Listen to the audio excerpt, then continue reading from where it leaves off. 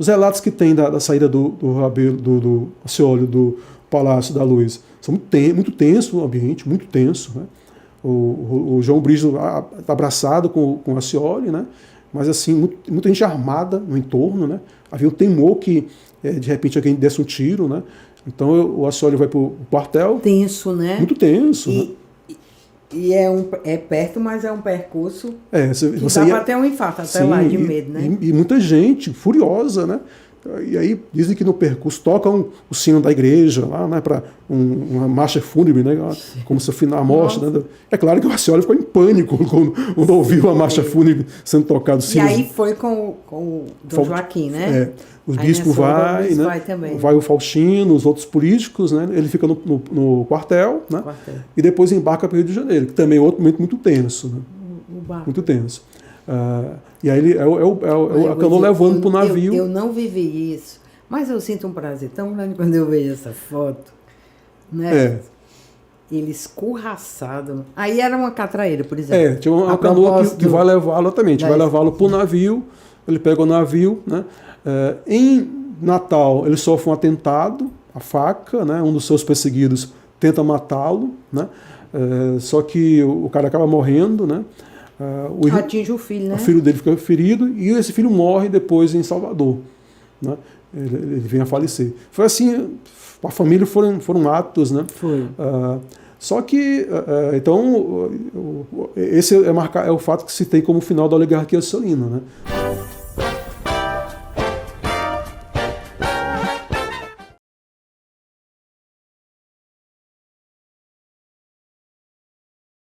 Assim vai ter eleição. Franco Rabelo é eleito com maioria esmagadora, né? Só que o Rabelo, para ser eleito, para tomar posse, ele precisa do apoio da Assembleia Legislativa, que era a condição legal da época. E a Assembleia Legislativa era toda aciolista. Então, é uma ironia muito grande. O Acioli é eleito pelo voto dos cidadãos, né? Mas vai ter que fazer um acordo depois, o que vai arranhar a imagem dele, vai levá-lo... vai perder apoio de alguns grupos políticos. O próprio João Brígido vai também passar a criticar o Rabelo, né? Depois o Acioli rompe com o Rabelo de novo, né? Porque não recebe as benesses do tal acordo, né? Porque o Acioli apoiaria o referendar o nome do Rabelo se recebesse metade dos deputados a ser eleitos em dezembro de 13, né? E toda a bancada eleita em 13 são todos deputados rabelistas. Todos os deputados eram ligados ao Rabelo, que deixou o Acioli furioso. Então o Acioli depois rompe de novo com o Rabelo, e aí, nesse momento, uma política nacional muda. O Hermes da Fonseca passa a combater as salvações, porque o Pedro Machado quer ser candidato a presidente da República, no lugar do Hermes da Fonseca, e o Pedro Machado não confia no Franco Rabelo. Mesmo porque o Rabelo não quer apoiar o Pedro Machado, porque é um oligarca, né? O Rabelo é só umas salvações, quer livrar o Brasil, né? O Ceará das oligarquias, né? E aí então começa uma trama golpista, essa dramática. Aquela trama que o Hermenegildo detalha, né? Que é governo federal, né? Pedro Machado, Hermes da Fonseca, buscando desestabilizar o governo Rabelo, e consegue. É um governo quase 2 anos imobilizado, né? Ele não consegue quase governar, porque é um governo com uma constante pressão, né, porque a oposição articula realmente contra o Rabelo, e aí esses opositores vão encontrar no interior soldados para uma guerra santa, né, que é a sedição de Juazeiro, Floro Bartolomeu ligado às oposições, ao Pedro Machado, ao Hermes da Fonseca, o padre Cícero, né, e aí também uma questão religiosa, né, porque o Rabelo ele vai levar salvações para o interior, para combater o banditismo que ele dizia. E o pessoal de Juazeiro vê isso como uma ameaça a Juazeiro, porque Juazeiro, em virtude do milagre da Beata, né, era malquisto pelos grupos da cidade.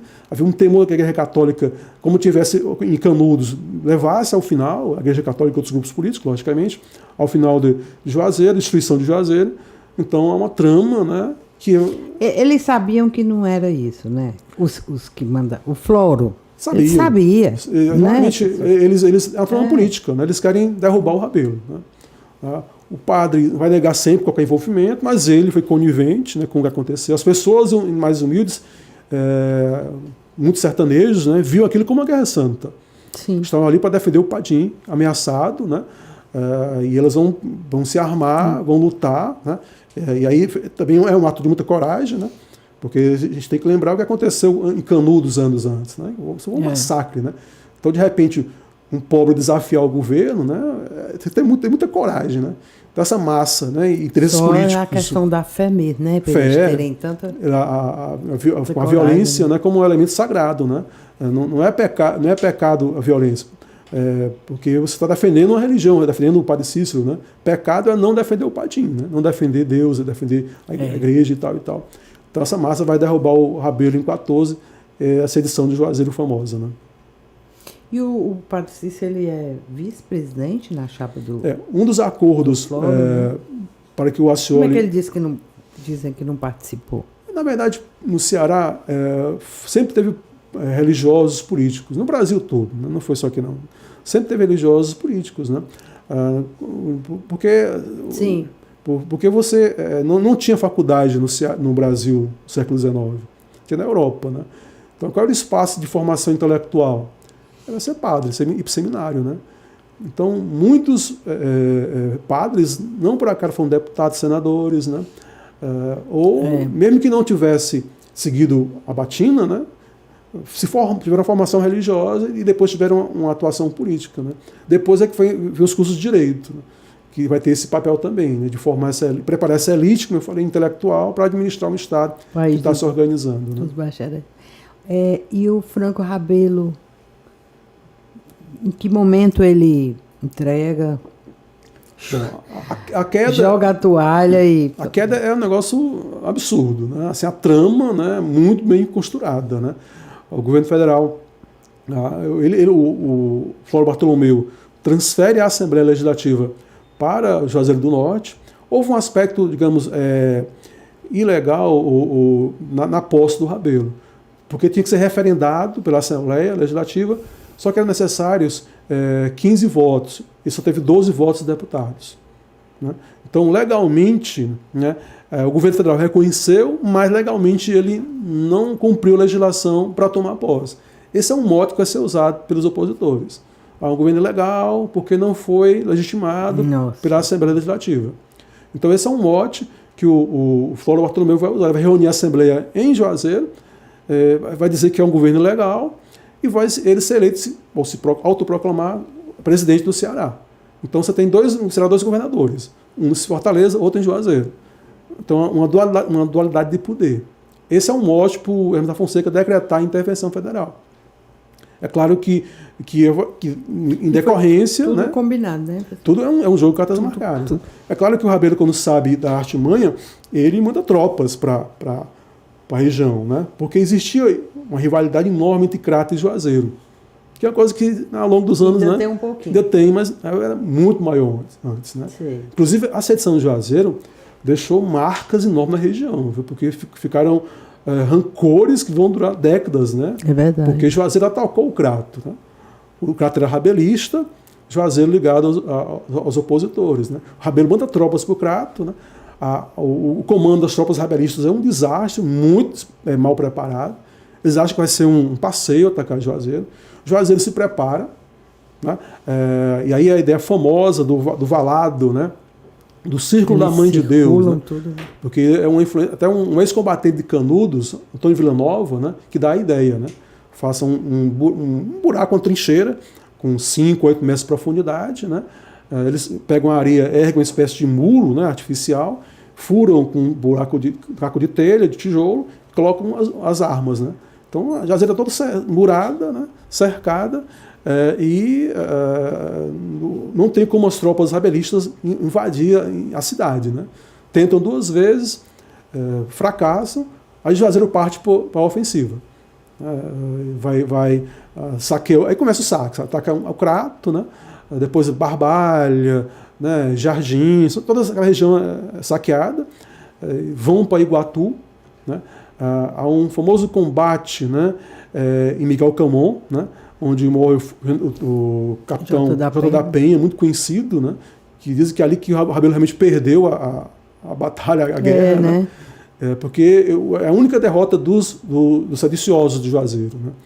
o J. da Penha consegue barrá-los. Né? Um militar muito preparado, já tinha experiência de luta, né? Só que ele morre numa emboscada tolamente.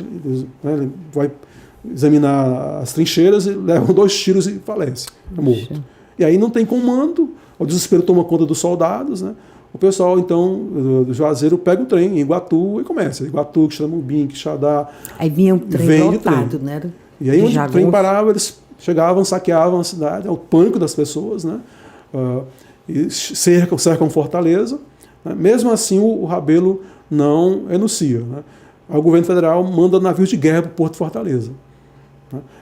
Porque naquele momento havia sido, naquele período, né, bombardeado Manaus e Salvador. Isso é coisa que poucas pessoas sabem. Né? Houve um ataque de navios de guerra a Manaus e Salvador. Então havia um temor que ocorresse bem em Fortaleza. Então a cidade tinha, na época, 75 mil habitantes, mais ou menos. Se eu ter um ataque de navio de guerra, seria uma tragédia. Né? Porque de gente morta, destruição, seria um horror. E aí o temor que os jagunços, né, como eles diziam, no Padre Cícero, atacassem a cidade, invadissem Fortaleza, o porto, né, 2 navios de guerra, né, as tropas do exército aliadas aos conspiradores de Juazeiro. Não tem muito o que fazer, né? E aí você vai resistir, né? Você vai querer... pessoas vão morrer, você vai querer que essas morram em seu nome? É um negócio meio complicado, né? Uma luta... Derramamento de sangue, né? Se ele podia evitar. Não faz muito sentido, né? Não é um irresponsável, né? Então, nesse sentido, ele prefere, então, renunciar e essa edição também triunfa, né? Então, é uma frustração. A população de 12 estava eufórica com a vitória, fica muito eufórica, a cidade... O fim da oligarquia salina fez um carnaval na cidade, né? As pessoas celebraram, né? E em 14 a frustração imensa, né? E ao mesmo tempo o pessoal de Juazeiro eufórico, né? Por quê? Porque aquelas pessoas muito humildes tinham vindo do sertão à Fortaleza, derrotado o governo do Ceará, é muita coisa, né? É muita coisa. Gente, né, muito humilde, que nunca tinha visto um mar na vida, né? Inclusive uma das coisas que eles querem é ver um mar, né? Mas eles chegam a Fortaleza ou não, fica ali em Maranguape, né? Maranguape, Paracanaú. Depois, quando já venceu, grupos, né, são autorizados a entrar na cidade para ver o mar. Ah, tá certo. Bem, vigiados, comportados e tal. Né? Então, eles não é à toa as memórias populares, o que ficou dessa edição de Juazeiro. Ainda hoje, os romeiros de Juazeiro falam, né, que houve na antiguidade uma guerra contra o Padre Cícero. É lógico que a visão que se tem é que foi o governo Rabelo estava provocando o Padre Cícero. E queria matar o Padre Cícero. E aí a população foi lá e resistiu e defendeu o Padinho. Né? Então a leitura, obviamente, que é outra, né? Mas naquela percepção é algo que muito os motivou. Foi uma grande vitória. Né? De certo modo, Juazeiro vingou Canudos. Né? A massa sertaneja consegue derrotar uma coisa inacreditável, repito, um bocado de sertanejo vindo do interior, mal armados. Verdade. E consegue vencer as tropas do governo e ainda obrigar o governador a renunciar. Né? É muita coisa. Né? Então, na mentalidade sertaneja, é um episódio muito exaltado. Né? Ainda hoje, repito... E se a gente para pensar... Cordel, né? Versos, cantadores exaltam. Então, nós estamos em 2025. Né? Ainda é um episódio que as pessoas falam, né? E que, na visão lógica religiosa, mostraria o poder do Padre Cícero. O Padinho fez nós ganharmos uma guerra contra o governo do Ceará. É muita coisa, né? É verdade. E a essa altura, o Abaquara estava no Rio. Ele volta para o Ceará, né? Ele volta depois? Ele volta depois, né?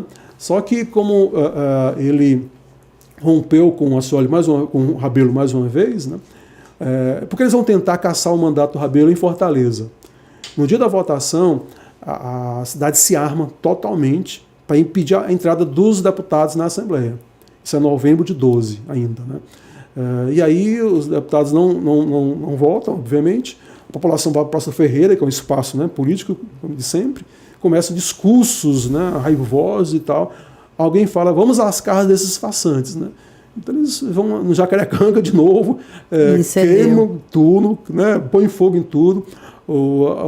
Há relato, acho que o Rodolfo Schoff que conta, que a família do Rabelo pediu, pelo amor de Deus, para não serem linchados. Né? Então eles deixam a família sair da casa e depois quebram tudo, põem fogo em tudo. Né?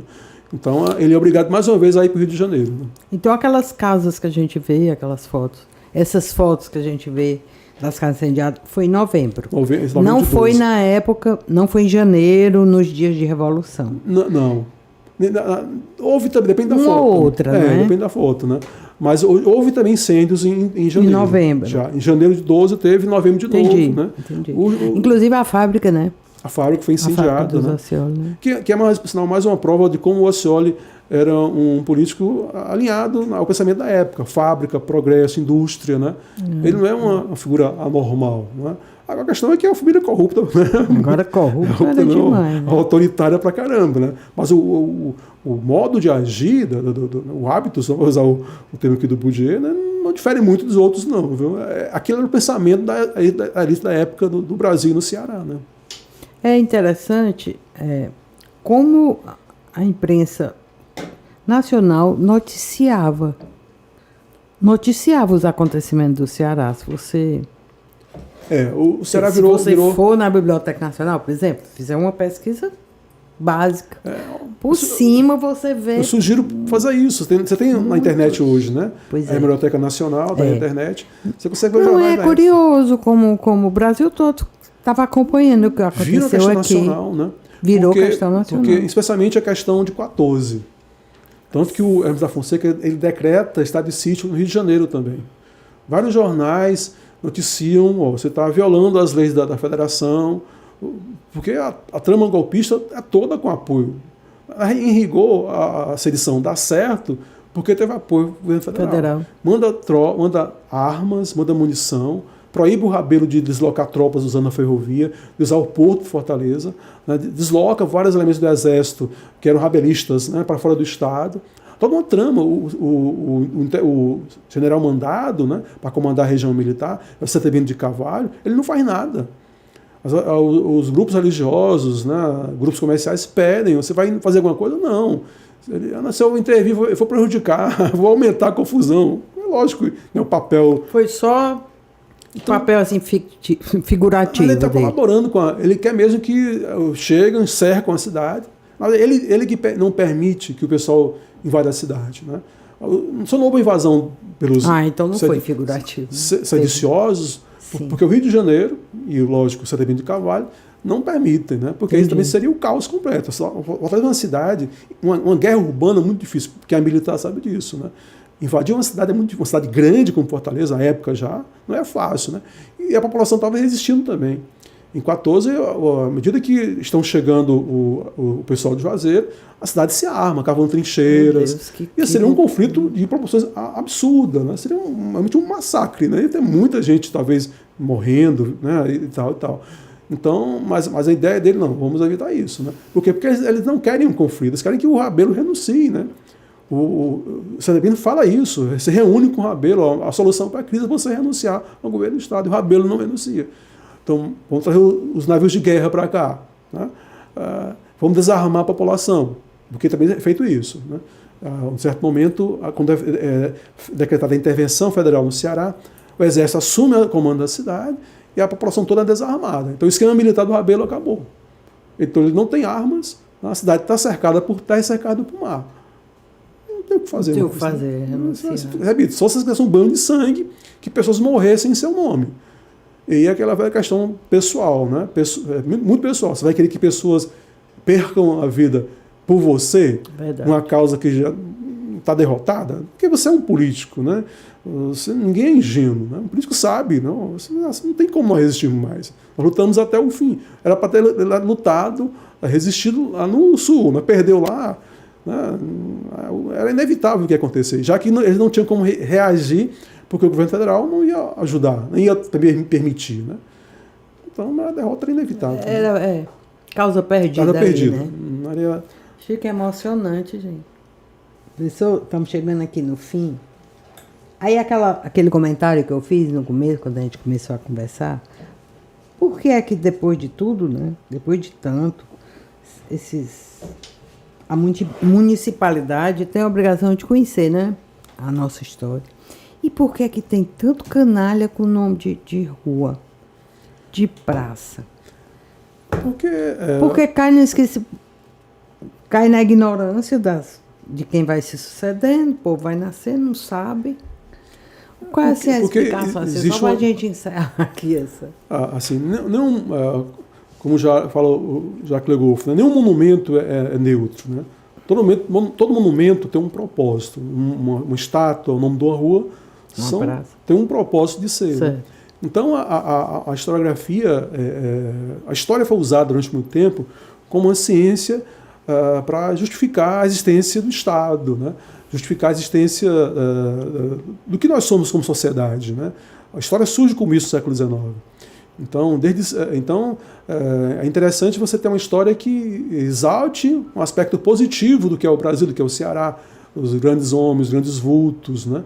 Que foram pessoas que se ocuparam espaços de poder, isso é inegável, né? Que tem sua contribuição para o que nós somos hoje como sociedade, como civilização. Né? Então, essas ruas, esses nomes, eles representam um tipo de visão historiográfica que durante muito tempo existiu no mundo, não foi só no Brasil, e também no Ceará. Né? E é claro que hoje a ciência historiográfica ela tem uma outra perspectiva. Né? A história não tem o papel de...